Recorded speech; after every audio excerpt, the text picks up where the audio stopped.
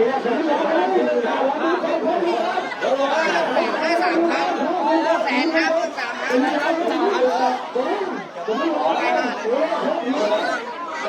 ไรมาเจ้า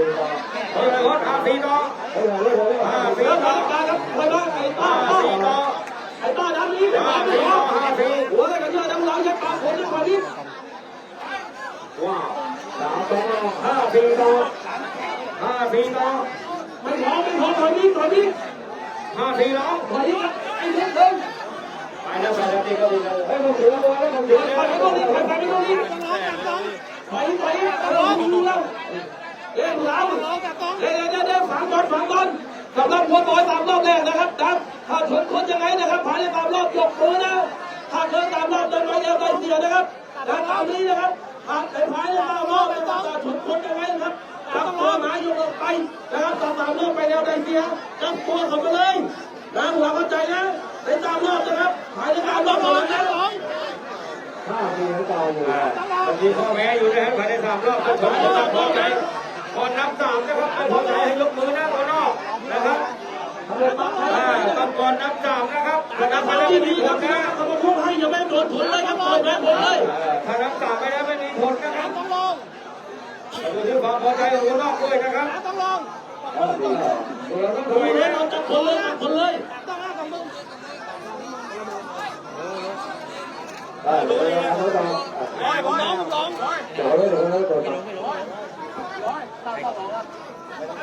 แต่ตรงนี้เมงนะไม่พอเมงตรงนั้นมุมนั้นมันแหลมอยู่นะครับตรงนั้นมุมนั้นมุมแหลมอยู่นะครับขอความรักถอยตรงนี้นะครับเอาเดี๋ยวเดี๋ยวหน้าเราเดี๋ยวนะมาจุดเลยกันจุดเลยกันเชียร์คนละนิ่งเลยครับนิ่งเลยครับด้านหัวจะพูดครับด้านหัวจะพูดครับไปเลยครับจากตรงแยกครับตรงหัวมุดตรงนี้ครับช่วงบางหัวปล่อยนี่ถอยไปอีกครับถอยมาตอนหน้าถอยมาตอนหน้า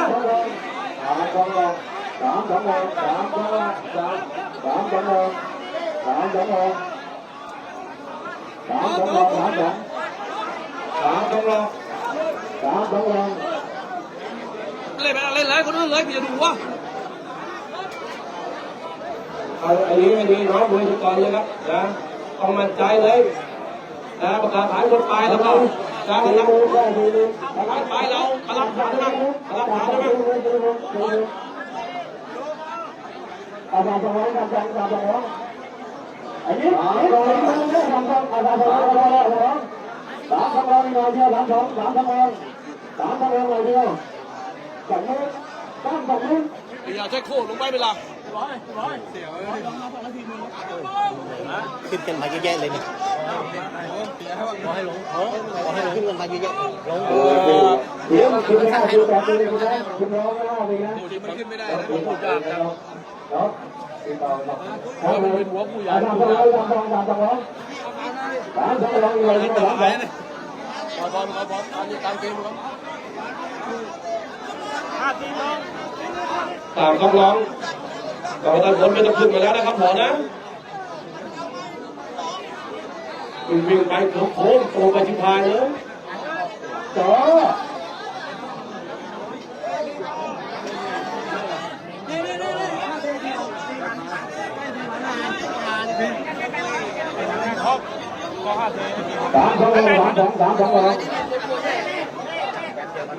เอาอย่างนั้นกดนะครับบางครั้งข้างหลังเท่ก็เลยข้างหลังให้เข้าไปเลย3 สมองเท่ดูข้างหลังเลยเท่ไม่ต้องวิ่งกันเลยครับ3 สมอง3 สมอง3 สมอง3 เดี๋ยวเราก้าวไปแล้วเดี๋ยว3 สมอง3 สมองดูเราเผยเข้าไปครับ3 สมองนะปล่อยไปไม่ทำอะไรแข็งกันนะครับนะปล่อยหัวขับกัน3 รอบนะครับเราดูตะขาบรอบเดี๋ยวเรามาแทงพร้อมกันนะครับตลอดตะขาบนะประเทศคุกได้รับ3 สมอง3 สมอง3 สมอง3 สมอง3 สมอง3 สมองดีๆนะฮะแล้วนี้